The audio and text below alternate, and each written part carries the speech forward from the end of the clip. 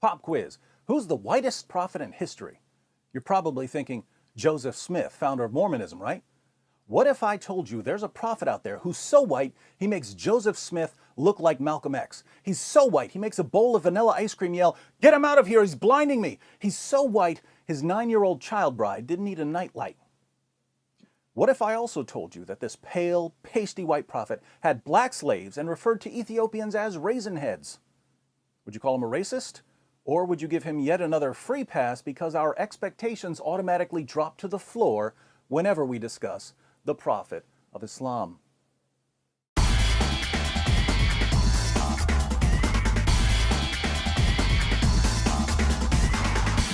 Many people who haven't read the Muslim sources assume that Muhammad was dark-skinned, but Arabs are classified as Caucasians and they can exhibit a variety of shades and tones. So if we want to know what Muhammad looked like, we'll have to go through some of the descriptions of his appearance found in the Hadith.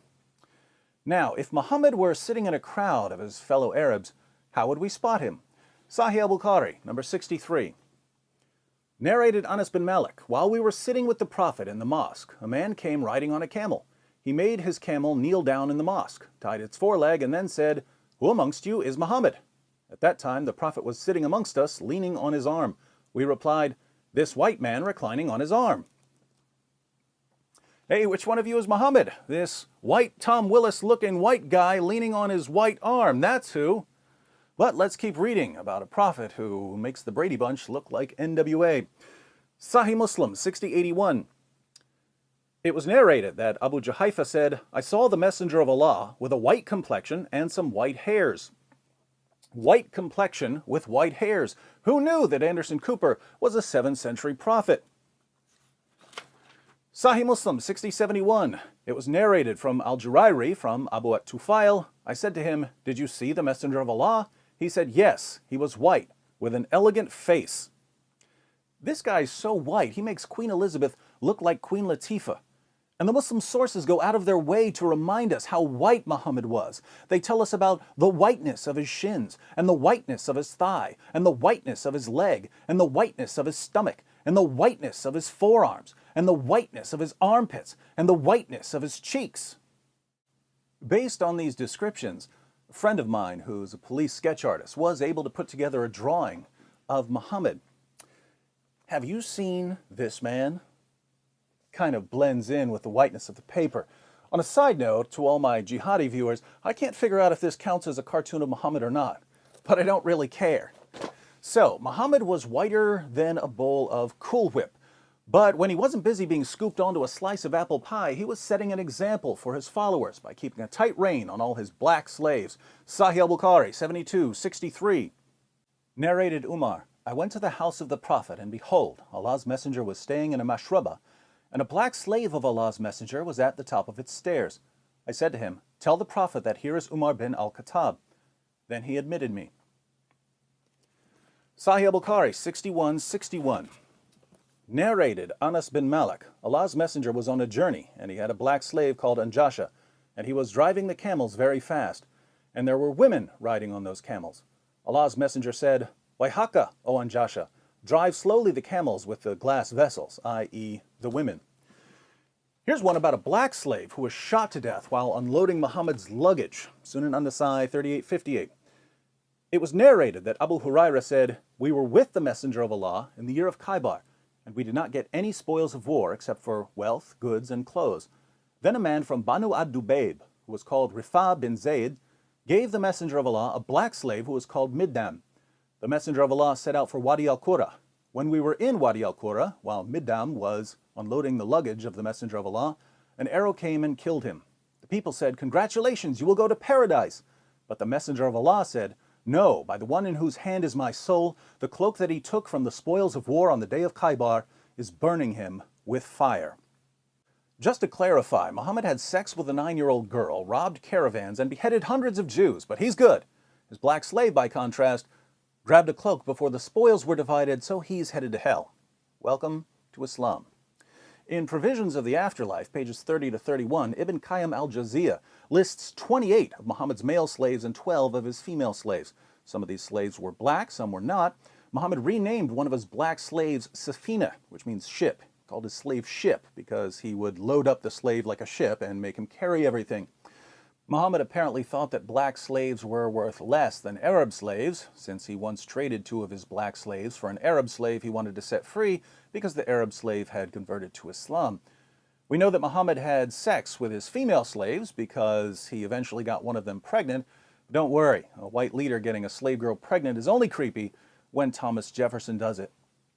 Speaking of leaders, mindlessly obeying Muslim leaders was so important to Muhammad that when he wanted to emphasize obedience, he told his followers that they had to obey even the worst leader imaginable. We find Muhammad's worst case scenario in Sahih al-Bukhari 7142. Narrated Anas bin Malik, Allah's Messenger said, "You should listen to and obey your imam, even if he was an Ethiopian slave whose head looks like a raisin." Muhammad gives a similar example in Sahih Muslim 3138, where he commands his followers to obey their leader, even if he's a black slave with missing limbs. So the worst possible leader of a community of Muslims, according to Muhammad, would be a black slave. For the sake of clarity, I should point out that women are excluded from the hierarchy of possible leaders. Muhammad said that a nation will never be successful with a woman as a leader. But it gets worse. Muhammad tells his followers what Satan looks like in Ibn Asaq, page 243. The apostle said, "Whoever wants to see Satan, let him look at Nabtal ibn al-Harith. He was a sturdy black man with long flowing hair, inflamed eyes, and dark ruddy cheeks." Which one of you is the prophet?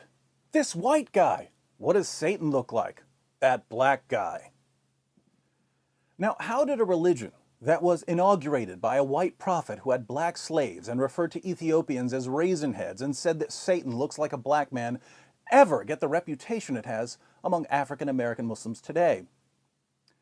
Well, here in the West, there's a general atmosphere of ignorance about Islam. People don't know even the most basic facts about Muhammad and the Quran, and this allows Muslim preachers to say whatever they want about Islam because no one's going to correct them. So if a Muslim preacher is talking to a woman who's interested in women's rights, Muhammad was a champion of women's rights.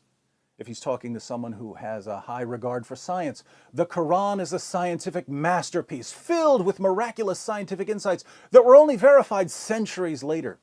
If he's talking to someone who's concerned about racial justice, Islam is the religion that liberates slaves and establishes racial equality. Absolute nonsense, but people convert to Islam because they believe what they're told and don't bother reading the Muslim sources to see if the preacher's story checks out. Now, to those of you who've bought this mess, to those of you who believed the Muslim preacher when he said, "Hey, if you really want to stick it to whitey, you need to convert to Islam," the religion of a white man who bought, sold, and traded African slaves and whose followers institutionalized black African slavery centuries before Europeans joined in, and who continue enslaving black Africans even today.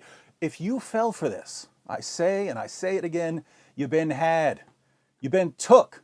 You've been hoodwinked, bamboozled, led astray, run amok. This is what these white prophets with black slaves do.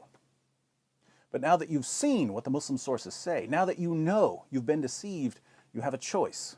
You can either leave Islam or you can continue serving a man whose descriptions in your most trusted sources make him completely indistinguishable from the Pillsbury Doughboy and whose teachings legitimized race-based slavery for 14 centuries.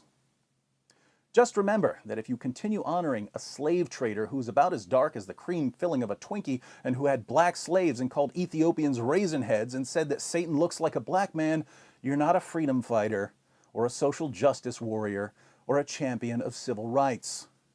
You are the ultimate Uncle Tom. And in case you'd like to know how seriously they take Muhammad's whiteness in the Muslim world, I'll leave you with a quotation from Ash-Shifa, one of Islam's most popular and respected books on Muhammad's life and teachings.